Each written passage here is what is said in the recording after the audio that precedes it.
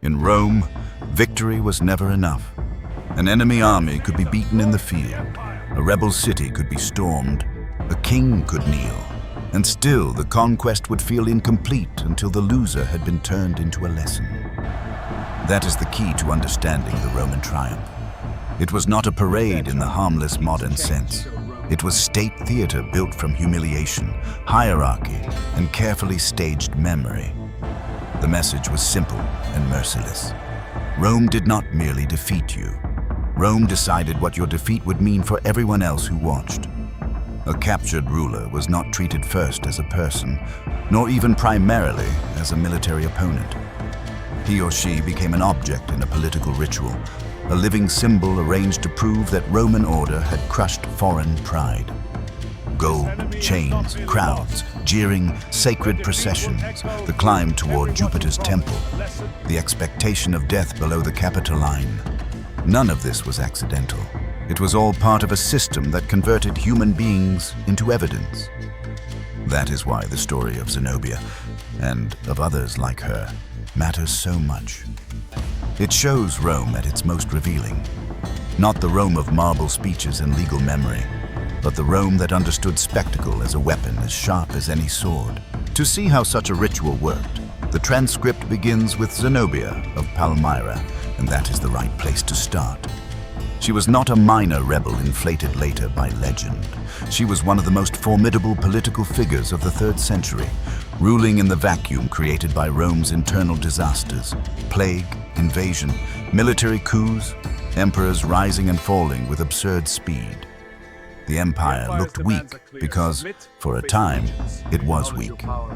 Zenobia looked at that weakness and made the calculation many ambitious rulers make when a giant begins to stagger. This is the moment to take what the giant can no longer defend. She extended Palmyrene power across the east, seized Egypt, cut Rome off from one of its vital grain sources, and claimed the title Augusta. It was a bold and rational gamble. Had Rome remained trapped in its own fragmentation, she might have created a lasting Eastern Empire. Her mistake was timing, because just when she decided Rome was too broken to answer, Rome produced the one kind of ruler who could still answer effectively, Aurelian. Aurelian matters because he was the opposite of ornamental power. He was not a weak court emperor draped in titles he had not earned. He was a field commander with a crown, a hard military ruler who understood that legitimacy in a collapsing empire had to be demonstrated through action, speed, and punishment. He crossed into the east, restored military momentum, and drove Zenobia back to Palmyra itself. The transcript is especially strong in the way it frames the siege as the beginning of her real danger, because that is exactly right. Losing a city is not always the worst part for a rebel monarch.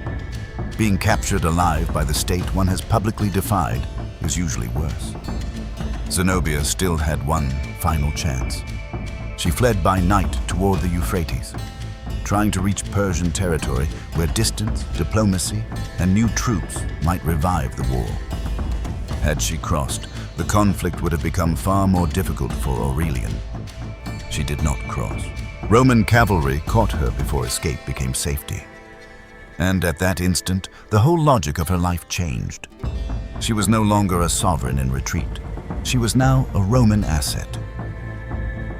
That distinction explains everything Aurelian did next. His officers wanted execution. That would have been simple, immediate, and emotionally satisfying. Aurelian refused.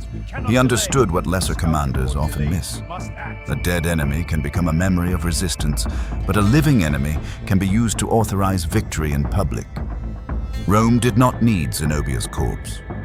Rome needed Zenobia walking in chains through the capital so that soldiers, senators, and plebeians alike could see with their own eyes that Eastern rebellion had been reduced to helplessness. This is one of the central ideas in the transcript, and it should remain central in any serious retelling. Roman triumph was not simply celebration, it was a technology of legitimacy. Aurelian needed it badly. His own rule was still new, his own empire still shaky, and he needed to show that he had not merely won a campaign but restored the world. Before Zenobia ever reached Rome, that process of reduction had already begun. Her advisors, officers, and intellectual companions were executed or discarded. Her status changed legally and symbolically. She stopped being a queen in Roman eyes and became part of the captured wealth of the campaign, grouped conceptually with treasure, animals, and statues. That is one of the most unsettling Roman habits. Once a person had been politically reclassified as spoil, ordinary categories of dignity no longer applied. The journey west became part of the punishment. She was not transferred discreetly as a diplomatic prisoner. She was exhibited. Town after town was made to see the woman who had dared challenge Roman Imperium. The trip itself dismantled the myth before the capital ever received the body. Then came the triumph proper. The transcript's imagery of solid gold chains and exaggerated royal display speaks to something historically essential, even if the precise decorative details may be amplified by later dramatic telling. Rome loved irony in its cruelty. Wealth was never just confiscated from the conquered. It was made to speak against them. The same riches that once signaled sovereignty could be turned into burdens of defeat. The same jewels that had crowned rebellion could be arranged as proof that rebellion had become spectacle. And the crowd mattered as much as the chains. A triumph only works if a public consumes it. The roaring city, the crush of bodies along the Via Sacra, the exotic animals, the wagons of loot, the incense, the noise. These were not embellishments around the ritual. They were the ritual. Rome staged victory as a total sensory assault so that the loser vanished into the message.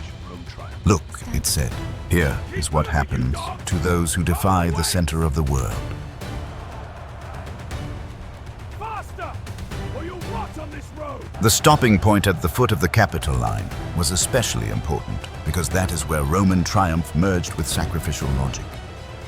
The victorious commander ascended to offer thanks at the Temple of Jupiter, while enemy leaders were traditionally led toward the darkness below, to the Tullianum, or related places of execution, where the final act completed the meaning of the parade. Conquest above, extinction below, order and hierarchy made spatial. This is why the transcript's comparisons to Vercingetorix and Jugurtha are so useful. Those men were not only defeated, they were preserved, displayed, and then killed at the exact moment their death would underline Roman power most perfectly. And yet Zenobia's case diverged. According to the transcript's narrative logic, Aurelian made a different calculation. Killing a barbarian king at the end of a triumph fit Roman expectation. Killing a famous queen who had already captured public imagination could risk sympathy, even admiration. Rome's crowd could be cruel, but it could also be unpredictable. Aurelian needed domination, not awkward pity. So instead of sending her straight into death, he chose another kind of neutralization. He removed her from the public crisis and buried her in private Roman normality. Villa life, controlled domesticity, supervised survival. In that sense, the sentence was subtle rather than spectacular. Zenobia was not allowed to remain a blazing Eastern rival. She was transformed into a figure without political horizon. For a monarch, that can indeed be its own kind of death. Whether every detail of villa retirement belongs to solid fact or later softened tradition, the broader point holds. Rome could calibrate punishment. It did not always kill immediately. Sometimes it chose to leave the conquered alive, but only after stripping away the stage on which they had once mattered. The transcript then widens the lens, and that widening is helpful because it shows that Zenobia was not an exception in the larger Roman system. She was one variation of a much older imperial habit. Take Boudica and her daughters. Their story belongs not to a triumph in Rome, but to the earlier phase of Roman domination, the moment when the empire teaches subject peoples what their place will be. The death of Prasutagus, the local king of the Iceni, should have triggered a legal settlement respecting his household and heirs. Instead, Roman officials treated the kingdom as liquidated property. Boudica was publicly humiliated. and her daughters were assaulted in a way clearly meant not simply to hurt her family, but to destroy dynastic continuity and political dignity at once. This is crucial. Rome's violence against royal women was rarely random. It often had institutional meaning. By attacking the bodies, honor, and legitimacy of female members of ruling houses, Rome was attacking succession, status, and the future itself. The goal was not only immediate obedience, it was the demolition of alternative claims to power. What makes Boudicca's story so important in the context of this larger script is that it reveals Rome's limits. Sometimes strategic humiliation backfired. The Romans believed they had broken the Iceni spirit. Instead, they created a war of revenge. Londinium and other settlements burned, and the province came closer to disaster than Roman administrators had expected. That matters because it complicates the triumphal machine. Terror was effective often enough to become doctrine, but it was not omnipotent. Misjudged cruelty could turn humiliation into insurgency. Then there is Arsinoe IV, the sister of Cleopatra, whose role in the Alexandrian War embarrassed Julius Caesar enough that he wanted her in his triumph. Her case is especially revealing because it shows that public reaction mattered. The crowd expected enemies, but when a young royal woman in chains appeared instead, pity cut across triumph. Caesar, one of the greatest political readers in history, grasped instantly that too much cruelty could damage the image he was trying to build. So Arsinoe was spared execution in the Roman ritual setting and exiled to Ephesus. That act can look merciful at first glance. It was not secure mercy, it was delayed vulnerability. Years later, under the influence of Cleopatra and Mark Antony, she was killed in sanctuary anyway. The lesson is brutal and entirely consistent with the script's theme. Rome's arm could reach farther than law, piety, or sacred asylum if political necessity demanded it. That same lesson governs the story of Cleopatra herself. She understood perfectly what Roman triumph meant because she had already seen what it did to others. That is why, when Octavian captured Alexandria and moved to secure her person, the real contest was not over territory, but over narrative. Octavian did not want Cleopatra dead at once. He wanted her displayed. He needed her for the same reason Aurelian needed Zenobia. A breathing symbol is more politically useful than a corpse. Cleopatra, who understood Roman theater with absolute clarity, refused to become someone else's closing scene. Her suicide, whether by asp, poison mixture, or some controlled toxic method, was more than despair. It was the last successful political move available to her. She denied Octavian the living image he needed. The fact that he later compensated with a statue or effigy in the triumph is itself proof of the wound she inflicted on his spectacle. A real queen in chains would have changed the energy of the parade. A crafted substitute only advertised absence. By the time the script reaches Jugurtha and Vercingetorix, the pattern is unmistakable. Rome captured rulers not only to remove them, but to metabolize them. Jugurtha, who had exposed Roman corruption in the Numidian War and famously declared Rome a city for sale, could not simply be killed cleanly on a battlefield. He had embarrassed the system too deeply.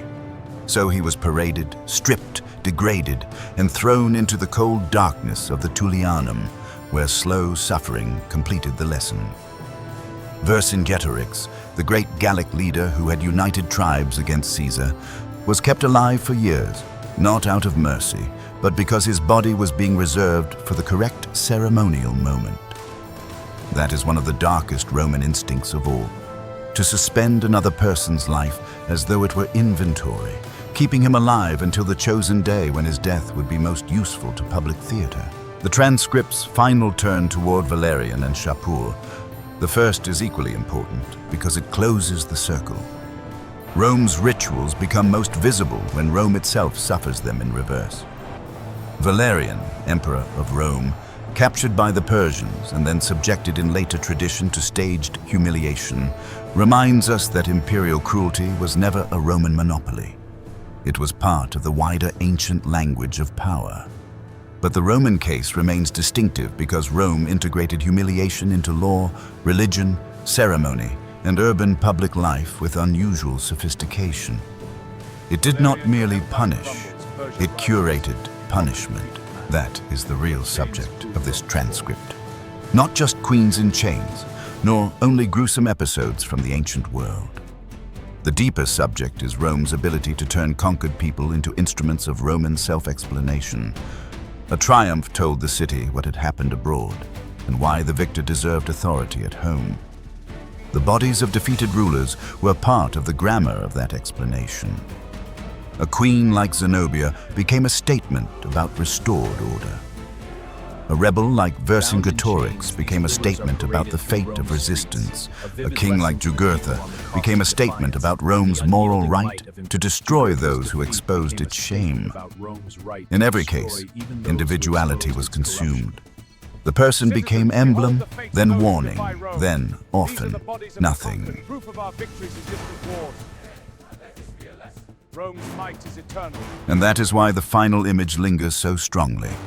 Not Rome's statues, not the rhetoric of the Senate, not even the victorious general in his painted red face. The lasting image is the reduction itself. The ruler who once commanded armies now measured for chains. The queen who once sat under a royal canopy now paced through a foreign city as crowd entertainment. The enemy king alive only because the date of his death had not yet become politically useful. Rome's greatest talent was not simply winning wars. It was deciding how defeat would be remembered. That is a more frightening kind of power than victory alone, because it reaches beyond the battlefield and into memory itself. So when people speak of Roman civilization only in terms of roads, law, architecture, and statecraft, something essential is missing. Those things were real. So was the machinery that made conquered dignity part of public celebration. The marble stood on top of something harsher. The triumph reveals it. Under the elegance of Roman order was a system perfectly willing to turn human beings into props if doing so strengthened the narrative of empire. That is not a contradiction inside Rome. It is part of Rome. And it is why these stories still disturb. They are not just about how cruel ancient people could be. They are about how politically intelligent cruelty can become when it is organized by a state that understands theater as well as force.